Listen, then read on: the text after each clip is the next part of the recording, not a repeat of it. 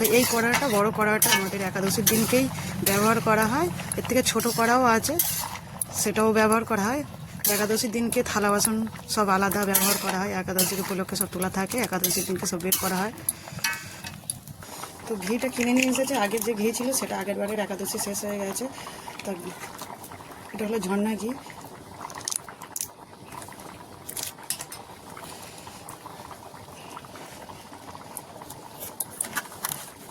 শেষে ঘি দিচ্ছি।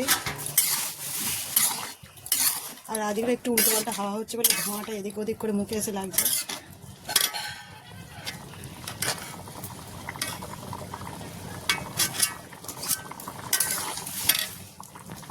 দেখো ঠাকুরের প্রসাদ তৈরি, কুমড়ো আলু কাঁচা লঙ্কা দিয়ে প্রসাদ। তো এদিকে দেখো কড়াইতে কলা, আলু, পেঁপে দেওয়া হয়ে গেছে।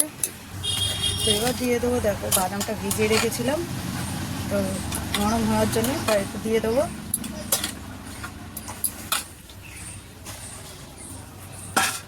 আর দেবো দেখো নুন। তো সিন্ধুকে নুন, অন্যদিনে নুন ব্যবহার করবো না, আজকের একাদশীর জন্য সিন্ধুকে নুন আমরা ইউজ করবো। দেখো তো এদিকে তরকারিটা হতে থাক ঠাকুরের পোষা। তো আমি এদিকে আলু কেটে নিচ্ছি। তো আলুটা ঘি দিয়ে ভাজবো।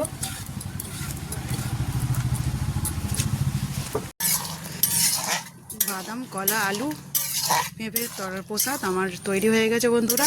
তো শেষে ঘি আর জিরে গুঁড়ো দিয়েছি আর কাঁচা লঙ্কা।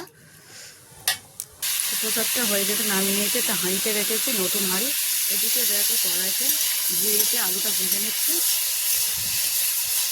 লবণটা আমি আগে থেকে মাখিয়ে রেখেছিলাম, 3 কেজি লবণ। এদিকে দেখো আলু ভাজাটাও আমার হয়ে গেছে। ঠাকুরের প্রসাদ আমার রেডি। তো ঠাকুরকে এবার সেবা দেব। ঠাকুরকে সেবা দেবো। সেবা দিয়ে তো ঠাকুরের আরতি গান হবে, ঠাকুরের গান না হবে, নাম অর্থের বই পড়া হবে। তারপরে সেবা তোলায় আমাদের সেবা গ্রহণ করবো ঠাকুর। তো বন্ধুরা চলো, পরে আবার কথা হবে।